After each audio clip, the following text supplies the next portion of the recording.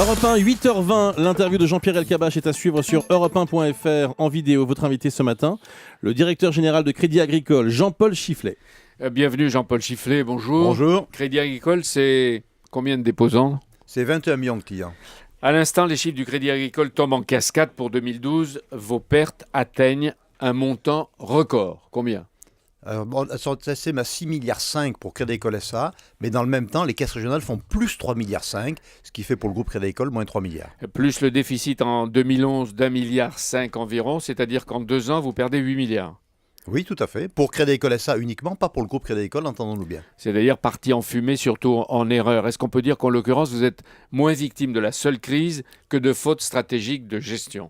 Je ne parlerai pas de fausses stratégies de gestion. Nous considérons que nous avons fait des acquisitions dans le passé au moment où les prix étaient élevés et qu'aujourd'hui, il faut réviser ces prix compte tenu de la conjoncture économique. Et c'est cela, ces éléments exceptionnels qui sont d'écriture comptable qui viennent perturber l'exercice 2012. Pendant des années, Crédit Agricole se flattait d'être présent dans le monde, d'internationaliser, c'était la mode. Aujourd'hui, vous repliez vos voiles, il suffit d'écouter vos pubs dans les médias. Avec nous, et vous le dites avec l'accent, avec nous, votre argent reste dans votre région. Mais c'est très important pour nous et nous avons toujours été très présents en France. Le Crédit Agricole est intervenant à 80% en France. Nous sommes le premier banquier français. Nous avons 480 milliards d'encours de crédit, 25% de part de marché. Nous sommes et toujours présents en France. Oui, mais vous étiez un peu sorti. Le nouveau slogan, d'ailleurs, sonne ou résonne comme une sorte de mea culpa. On ne peut pas le nier. Vous avez traîné comme un boulet votre filiale en Grèce, Emporiki. Elle vous a coûté combien ? La Grèce, nous y sommes depuis 2005. Au total, cela nous a coûté 8 milliards d'euros. La Grèce est en situation compliquée et difficile. Nous sommes sortis de Grèce récemment parce que cela nous a permis de sortir en laissant zéro de refinancement, mieux que ce que nous avions estimé. D'accord. En 8 ans, vous avez perdu 8 milliards avec la Grèce. Exactement. Et vous dites ici ce matin que la sortie totale et définitive de votre engagement coûteux en Grèce est réglée. Il est réglé complètement, définitivement. Crédit Agricole revient à ce qui faisait sa force à l'origine, vous le montrez, Jean-Paul Chifflet, mais vous restez présent en Europe du Sud, au Portugal, en Espagne, en Italie, en Égypte. Est-ce que ce sont vos prochains gouffres ?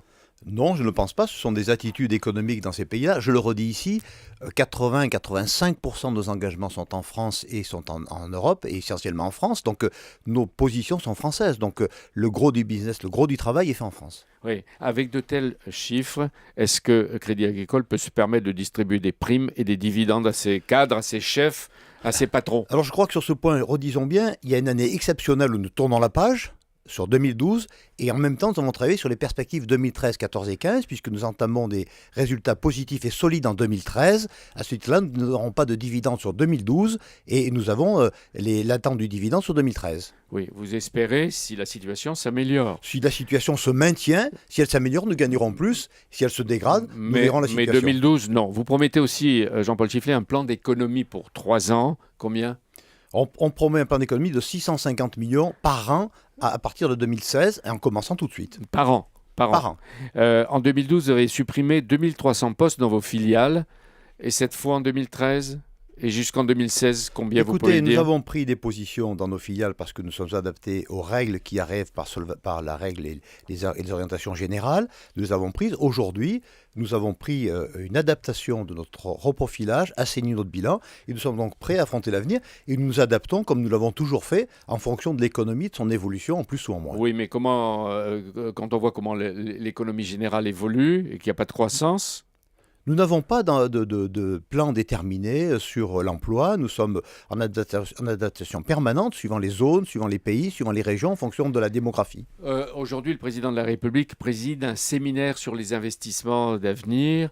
Et puis, le Premier ministre reçoit avec M. Cahuzac et M. Moscovici, reçoit les ministres pour des lettres de cadrage, les économies à faire.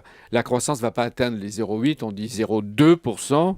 Est-ce que la France peut échapper, M. Chifflet, à une phase nouvelle d'austérité ? Écoutez, un élément très précis et très simple, les lois de finances aujourd'hui, jusqu'à présent, on pouvait déduire les intérêts des investissements à 100%. Depuis une nouvelle loi, on ne peut en déduire que 65%. Ce n'est pas un encouragement à l'investissement. Revoyons ces textes. On le sait maintenant, les 3% de déficit ne seront pas atteints en 2013. Tous les dirigeants le reconnaissent. Est-ce que vous croyez à un déficit zéro à ce rythme en 2017 ? C'est un pari audacieux. Essayons de l'atteindre, mais j'en suis pas convaincu à ce jour. Ah oui, pourquoi ? parce que les tendances économiques de croissance ne sont pas là et les efforts sur les arbitrages budgétaires sont pas certains. Donc promettre en 2017, oui, nous essayons en général de promettre dans l'année qui vient et tenir les positions. Et quel est le frein le plus nuisible au moteur de la croissance économique en France, selon vous? C'est la capacité, la volonté des entrepreneurs. Je crois qu'il faut redonner de la compétitivité aux entrepreneurs et laisser, puisque je représente les banques ici, du carburant aux banques pour pouvoir accompagner ce refinancement. Mais vous avez le carburant. Nous avons le carburant aujourd'hui, mais si la croissance revenait fortement, nous ne voudrions pas être handicapés par des déplafonnements de livret A, par exemple, qui viennent retirer de l'épargne. Ne pleurez pas, je ne pleure pas, président de la Fédération des banques. je n'ai pas l'habitude de pleurer, ne vous inquiétez pas. Généralement, les banquiers, tous regroupés pour être encore plus forts, vous dites à l'État ce que vous attendez de lui. Est-ce qu'on peut vous demander ce matin, à l'inverse, qu'est-ce que l'État peut attendre de vous, les banquiers? Les banquiers, l'État peut attendre de notre part, et nous le disons et nous le faisons, un accompagnement de la croissance. Tout ce que nous voulons, c'est que l'économie revienne, que l'emploi redémarre, que la croissance soit là. Nous le disons à l'État de manière permanente,